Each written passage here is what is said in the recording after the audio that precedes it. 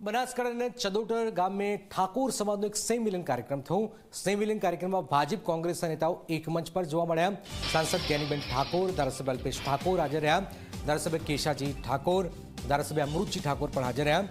ભાજપ અને કોંગ્રેસના નેતાઓ સહિતના આગેવાનો હાજર રહ્યા। હજારોની સંખ્યામાં ઠાકોર સમાજના લોકો પણ કાર્યક્રમમાં જોડાયા હતા।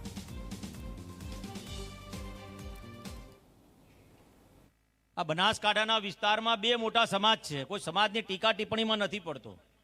સાહેબ, મનોમંથન કરવાની જરૂર છે, શિક્ષણ તરફ આગળ વધવાની જરૂર છે। શિક્ષણનો જીવ છું, શિક્ષણ સાથે સંકળાયેલો છું, એટલે માત્ર શિક્ષણની આપની સાથે વાત કરીશ। ક્યાંક ઓફિસમાં જઈએ, અલ્પેશભાઈ કહેતા હોય છે, જ્ઞાનીબેન કહેતા હોય છે, તમામ સમાજના આગેવાનો કે ક્યાંક બોર્ડ મારેલું હોય અને ક્યાંક મારી ઠાકોરની દીકરી બેઠી હોય મામલતદાર પ્રાંત ને કલેક્ટર બનીને, એ બોર્ડ જોવા માટે આગેવાનોની આંખો તરસી રહી છે। આજે બીજા સમાજોના બોર્ડ દેખાઈ રહ્યા છે ને આપણે શિક્ષણ તરફ પ્રયાણ કરવાનું આપણે શરૂઆત કરવાની છે।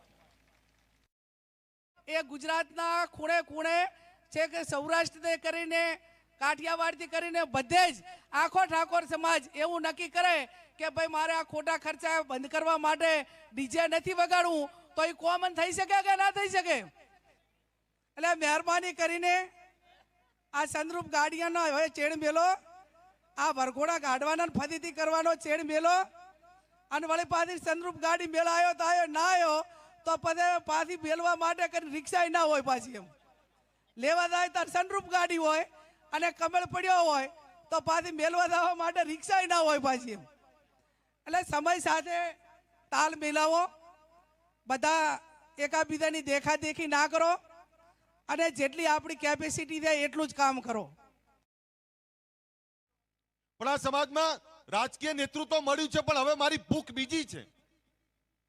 તમે રાજકીય જાગી ગયા, પણ હવે સામાજિક, સમાજમાં શૈક્ષણિક ક્રાંતિ, સમાજને શિક્ષણની ભૂખ, અને શિક્ષણની ભૂખ સાથે સમાજે સાચી ખેતી, સારી ખેતીને સાથે ધંધા રોજગારની ભૂખ લગાડવાની જરૂર છે।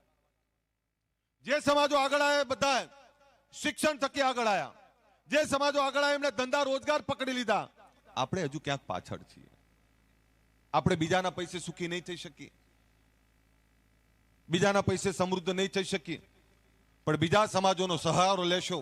બીજા સમાજો કઈ રીતે આગળ આવ્યા, એમણે શિક્ષણ થકી કઈ રીતે ક્રાંતિ કરી, એમણે ધંધા રોજગાર કઈ રીતે આગળ વધ્યા, એનો અભ્યાસ કરીને આપણે પણ જો શીખવાનો પ્રયત્ન કરશું ને તો 100% આગળ આવશું આપણે।